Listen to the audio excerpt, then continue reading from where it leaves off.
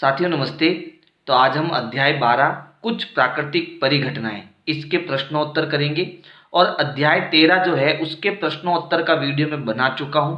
तो अब तक आपने वो वीडियो नहीं देखा है तो वो वीडियो देख लेना। यहाँ पर हमारा पहला प्रश्न है, निम्नलिखित में से किसे घर्षण द्वारा आसानी से आवेशित नहीं किया जा सकता।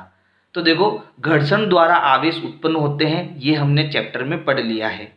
अब इनमें से किन चीज़ों का घर्षण करें जिससे आवेश उत्पन्न होंगे। तो देखो, प्लास्टिक के लिए हमने गतिविधि देखी थी, तो इससे आवेश उत्पन्न होते हैं। फूले हुए गुब्बारे से हमने आवेश उत्पन्न किए, ये भी गतिविधि हमने चैप्टर में देखी थी। ऊन द्वारा जो है आवेश उत्पन्न होते हैं, ये भी गतिविधि जो है हमने अध्याय में देखी थी, जिससे हम आवेश को उत्पन्न कर सकते हैं। परंतु जो है तांबे की छड़ द्वारा हम आवेशों को उत्पन्न नहीं कर सकते। किसके द्वारा? घर्षण के द्वारा, है ना। तो यहाँ पर हम किसके द्वारा आवेश उत्पन्न नहीं कर सकते, तो सही उत्तर हो जाएगा तांबे की छड़ द्वारा। तो हमारा सही उत्तर होगा ख।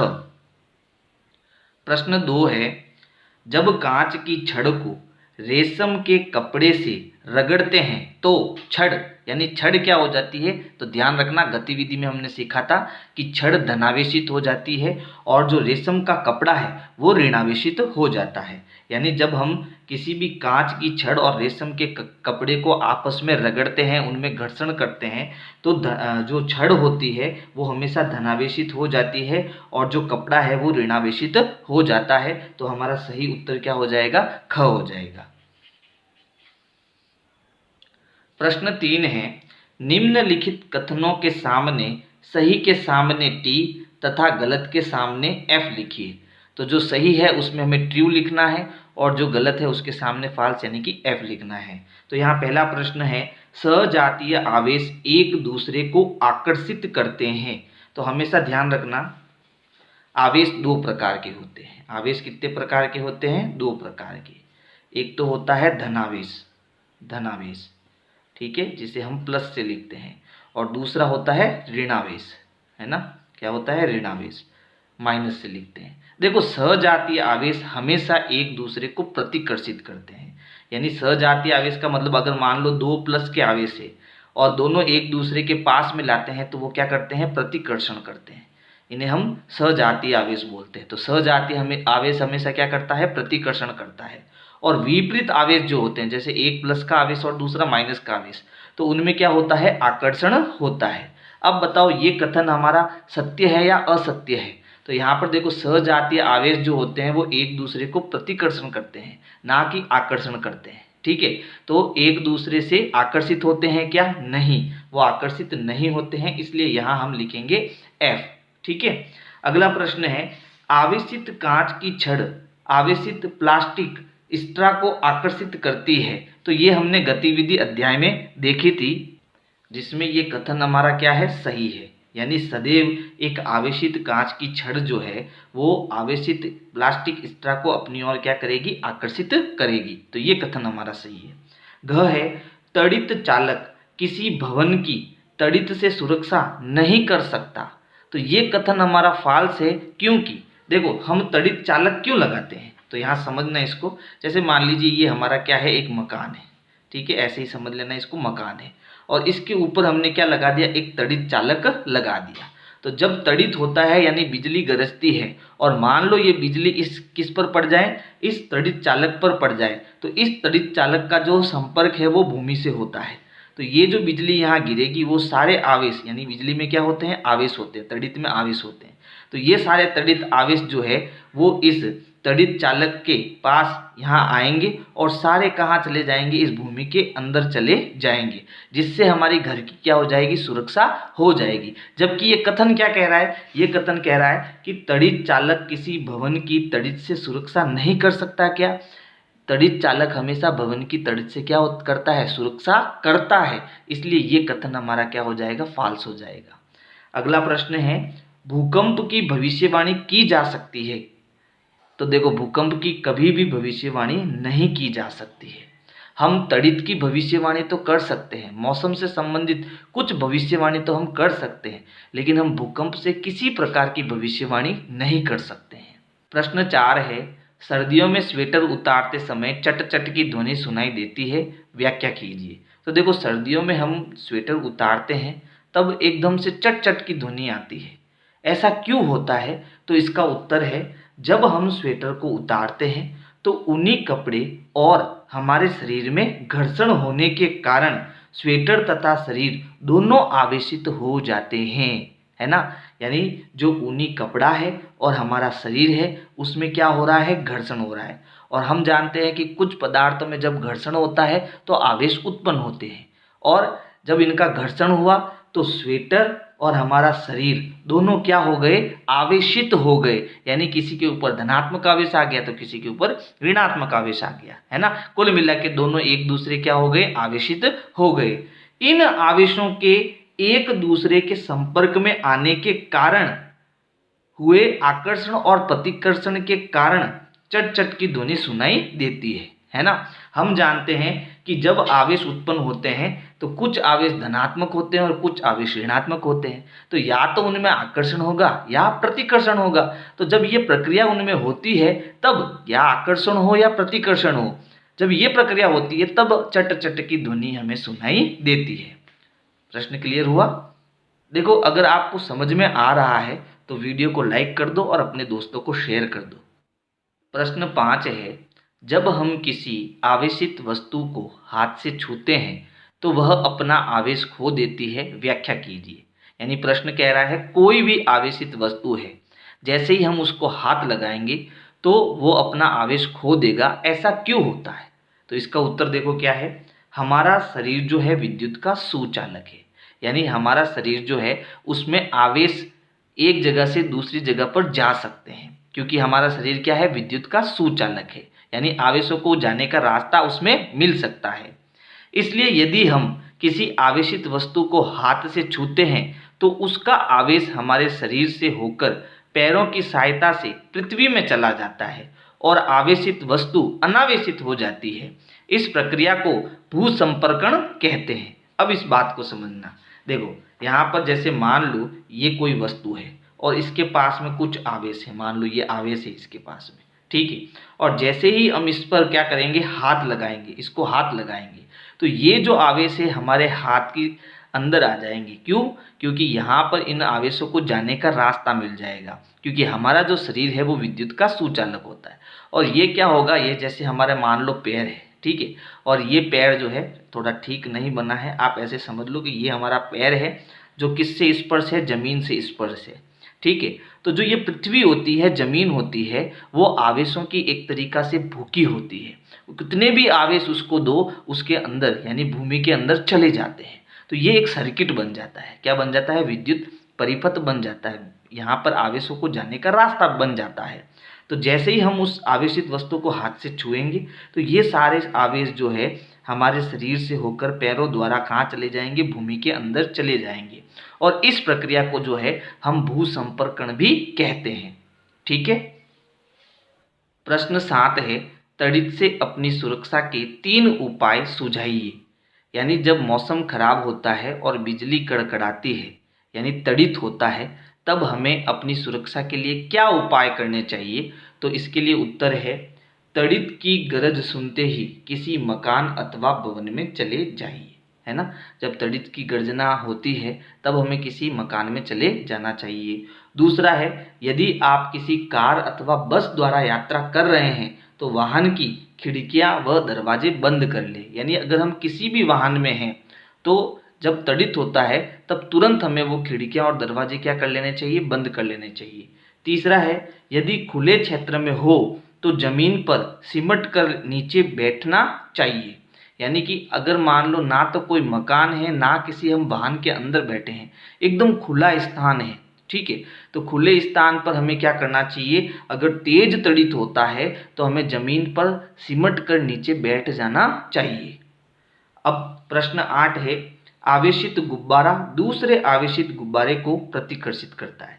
यहाँ बात हो रही है एक आवेशित गुब्बारा दूसरे आवेशित गुब्बारे को क्या करता है? प्रतिकर्षित करता है।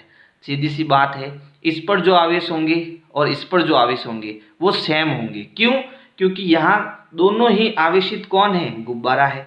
और गुब्बारा एक ही प्रकार से आवेशित होता है, यानी दोनों पर समान आवेश होगा, और समान आवेश हमेशा क्या करता है, प्रतिकर्षण करता है।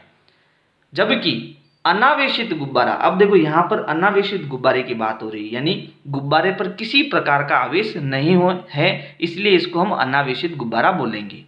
अनावेशित गुब्बारा आवेशित गुब्बारे द्वारा आकर्षित किया जाता है, इसकी व्याख्या कीजिए। तो देखो इसका उत्तर क्या है, दो आवेशित गुब्बारों पर समान प्रकार का आवेश होता है, इसलिए दोनों एक दूसरे को क्या करेंगे, प्रतिकर्षित करते हैं। मैंने आपको पहले भी बताया था कि आवेश दो प्रकार के होते हैं, धनावेश और ऋणावेश, और समान आवेश जो होते हैं वो हमेशा क्या करते हैं, प्रतिकर्षण करते हैं, और विपरीत आवेश जो है वो हमेशा क्या करते हैं, आकर्षण करते हैं। तो यहाँ बात हो रही है गुब्बारों की। अब गुब्बारों को आप कैसे भी आवेश करो तो या तो उस पर प्लस चार्ज आएगा या माइनस चार्ज आएगा, दोनों में से एक आएगा, और जो गुब्बारे होंगे उसमें समान आवेश होता है, अलग अलग नहीं होगा, क्योंकि वस्तु हमारी सेम है। बात समझ में आ गई? तो दो आवेशित गुब्बारों पर समान प्रकार का आवेश होता है, इसलिए दोनों एक दूसरे को प्रतिकर्षित करते हैं। जबकि एक अनावेशित गुब्बारा आवेशित गुब्बारे के पास लाया जाता है तो अनावेशित गुब्बारा विपरीत आवेशित हो जाने से दोनों में आकर्षण हो जाता है। अब इसको समझो, जैसे मान लो मैंने ये गुब्बारा लिया, ठीक है, और यहाँ भी एक गुब्बारा लिया, इसको मैंने आवेशित किया और इसको भी आवेशित किया, दोनों आवेशित है, तो इसका मतलब मान लो इसके पास प्लस आवेश है और इसके पास भी प्लस आवेश है, क्योंकि दोनों आवेशित है, ठीक है। तो दोनों समान आवेश होने के कारण इनके बीच में क्या होगा, प्रतिकर्षण होगा, ये एक गुब्बारा एक दूसरे को धक्का देंगे, प्रतिकर्षण होगा।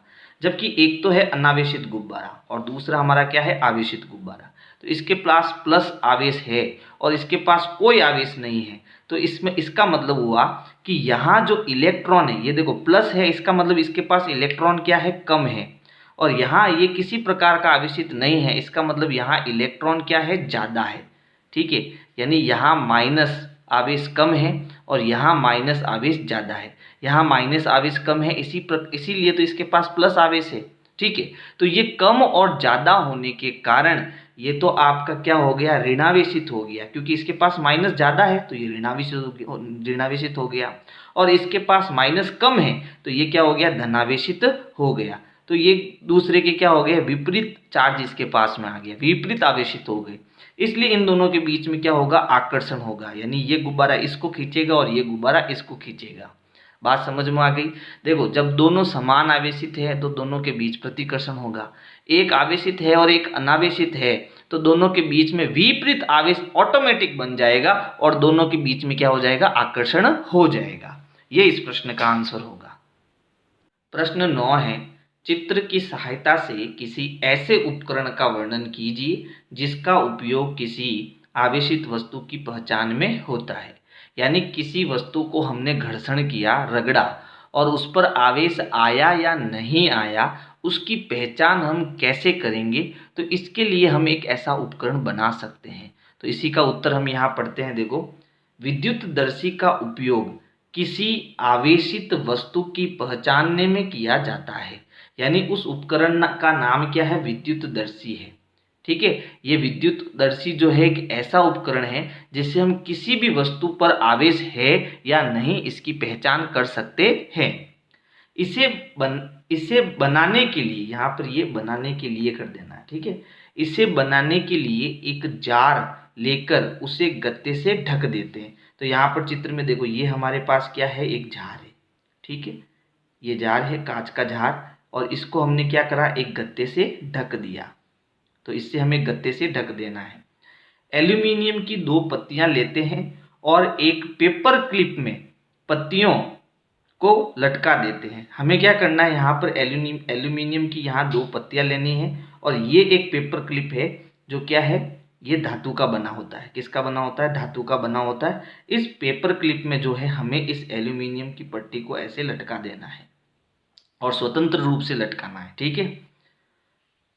अब इस पेपर क्लिप को गत्ते में चित्रानुसार डाल देते हैं और इस पेपर क्लिप को इस गत्ते के अंदर एक छेद करके इस प्रकार से हम इसको व्यवस्थित कर देते हैं। इसके बाद एक पेन की आवेशित रिफिल को पेपर क्लिप से संपर्क कराते हैं। इसके बाद एक पेन होता है प्लास्टिक का, उसको घर्षण करते हैं और जिससे इस पर क्या आ जाते हैं, आवेश आ जाते हैं। और जब आवेश आ जाते हैं तो इसको हम किससे स्पर्श कराते हैं, पेपर क्लिप से स्पर्श कराते हैं, यानी संपर्क में लाते हैं। ये हमारा क्या है, पेपर क्लिप है। इस पेपर क्लिप से हमने क्या करा, इस प्लास्टिक के पेन को यहाँ टच कराया। ये जो पेन है वो क्या है, आवेशित है। ये क्या है, आवेशित है। तो ऐसा करने से हुआ क्या, जब ऐसा किया जाता है तो एल्यूमिनियम की पत्तियां एक दूसरे से दूर हो जाती है, अर्थात प्रतिकर्षण होता है। यानी कि जब आवेशित इस वस्तु को यानी पेन को हमने इस पेपर क्लिप से टच किया तो यहाँ पर जो आवेश है वो इस पेपर क्लिप के अंदर चले गए, और क्योंकि ये समान आवेश इसके अंदर जाते हैं तो यहाँ पर जो एल्यूमिनियम की पट्टी है इसमें भी ये प्लस प्लस चार्ज आएंगे, समान आवेश जाएंगे। तो समान आवेश जाने के कारण ये दोनों जो एल्यूमिनियम की पट्टियां है वो एक दूसरे को धक्का देगी, क्योंकि उनके बीच में क्या होगा, प्रतिकर्षण होगा, धक्का देगी। ठीक है, तो हमें पता चलेगा जब ये एल्यूमिनियम की पट्टी जो है एक दूसरे को धक्का देगी तो हम कह सकते हैं कि जो ये पेन था वो क्या था, आवेशित था। और अगर ये एक दूसरे को धक्का नहीं देती है तो पेन हमारा आवेशित नहीं था। इसका मतलब हमने एक ऐसा उपकरण बना लिया जिसे हम विद्युतदर्शी कहते हैं, उससे हम किसी भी वस्तु पर आवेश है या नहीं है इसकी पहचान कर सकते हैं।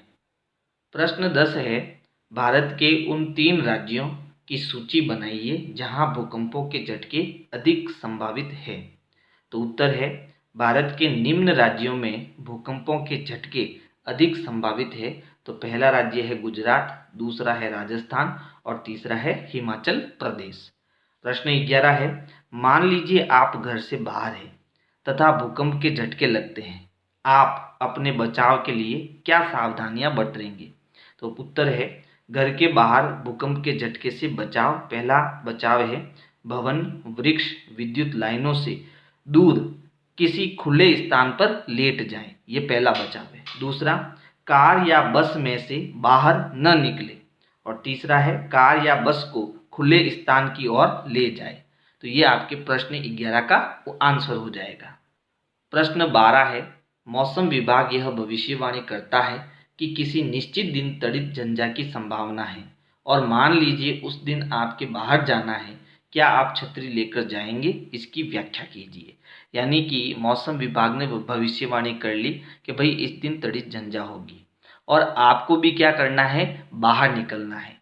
तो अब आपको छतरी लेकर जाना चाहिए या नहीं जाना चाहिए, इसका हमें उत्तर देना है। तो हमें छतरी लेकर नहीं जाना चाहिए। अब इसके उत्तर को समझना, नहीं, क्योंकि तड़ित झंझा एक प्रकार का विद्युत विसर्जन है ना। जब तड़ित होता है तो उसमें क्या होते हैं, उसमें आवेश होते हैं, तो उसमें आवेश बहते हैं एक प्रकार से। ठीक है, तो अगर हम छतरी लेकर जाएंगे तो विद्युत विसर्जन होने से हमें क्या नुकसान होगा। तो इसका उत्तर है, और छाते की डंडी धातु की बनी होती है, इसलिए तड़ित इसके पाइप पर आघात कर सकती है जो कि खतरनाक है। यानी कि जो छतरी होती है, छतरी के ऊपर देखो एक धातु लगी होती है और इस प्रकार से देखो छतरी में इस प्रकार से धातु भी अंदर जो है इसकी छड़ें लगी होती है। क्या लगी होती है, धातु की छड़ें लगी होती है और ऊपर भी एक धातु होती है। तो क्या होता है, जब तड़ित होगा बिजली, है ना, बिजली कड़केगी तो तड़ित में क्या होता है, विद्युत विसर्जन, एक प्रकार का ये विद्युत विसर्जन है। इसमें क्या होते हैं, आवेश होते हैं, और आवेश जो होते हैं कहाँ बहते हैं, किसी भी सुचालक वस्तु में बहते हैं। और जो छतरी है वो इसमें क्या लगा होता है, धातु लगा होता है। क्या लगा होता है, धातु, यानी ये विद्युत की सुचालक हो गई एक तरीके से। तो तड़ित क्या करेगा, सीधा इस छतरी पर अटैक करेगा। क्यों, क्योंकि तड़ित में होते हैं आवेश, और आवेश को जाने के लिए क्या चाहिए, रास्ता चाहिए। तो वो क्या करेगा, इस धातु से टकरा कर भूमि में जाने की कोशिश करेगा, जमीन में जाने की कोशिश करेगा। यानी सीधा सीधा क्या होगा, ये तड़ित इस छतरी पर गिर सकती है, जिसके परिणाम बहुत खतरनाक हो सकते हैं। इसलिए जब भी मौसम विभाग भविष्यवाणी करता है तड़ित झंझा की, तब हमें कोशिश करनी चाहिए कि हमें छतरी लेकर नहीं जाना चाहिए। तो ये हो गया इसका अंतिम प्रश्न। और अगर आपको वीडियोज पसंद आ रहे हैं तो वीडियो को लाइक करना है, अपने दोस्तों को शेयर करना है। Thank you.